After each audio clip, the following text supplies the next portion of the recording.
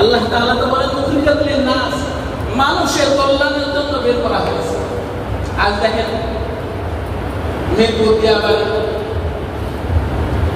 মিরপুরে যে বিমান বিধ্বস্ত হয়ে 16 জন তো আসরের সময় ঘোষণা দিয়েছে মারা গেছে।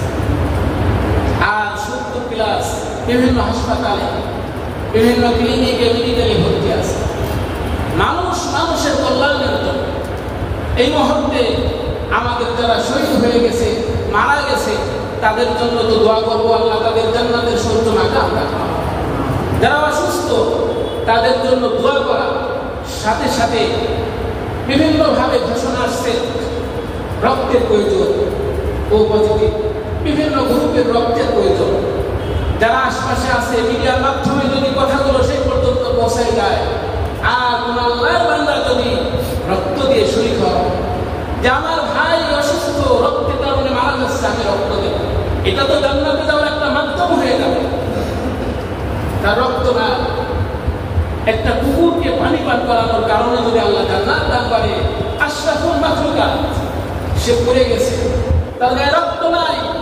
কোন বান্দা যদি আল্লাহকে খুশি করার জন্য রক্ত দেয়, জান্নাতে যাওয়ার বড় একটা উপায়, বড় একটা মাধ্যম। এজন্য যুবক, অনেক যুবতীরাও রক্ত দিতে পারে, সাধ্য অনুযায়ী রক্ত দিয়ে তাদের পাশে দাঁড়াবে। সাথে সাথে তাদের অর্থের প্রয়োজন হলে সাধ্য অনুযায়ী সাহায্য করা, আর দোয়া কান্না কাজের ভিতরে রাখা, যেন আল্লাহ তাদের সুস্থতা দান করে। যেই মায়ের সন্তানটা আজকে ঘুরে গেছে, যেই মায়ের সন্তানের জন্য আজকে কবর খনন করা হবে, সে মায়ের অন্তরে কত কষ্ট।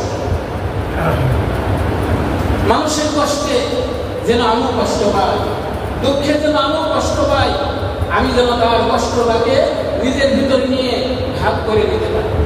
সাথে সাথে আমাদের প্রধান উপদেষ্টা সহ যত উপদেষ্টা আছে, দায়িত্বরত যতজন আছে, আমার মনে হয় বিমান প্রশিক্ষণের জন্য এমন একটা স্থান নির্ধারণ করা তাদের জন্য দরকার, যেখানে বসবাস নাই, মানুষের উঠা বসা আনাগোনা চলাফেরা নাই, এমন এক জায়গাতে যদি নির্ধারণ করা হয়, ভবিষ্যতে ঘটনাচক্রে যদি দুর্ঘটনা ঘটেও বাংলাদেশের জন্য এত বড় ক্ষতি যে 16 জন তো মারাই গেছে।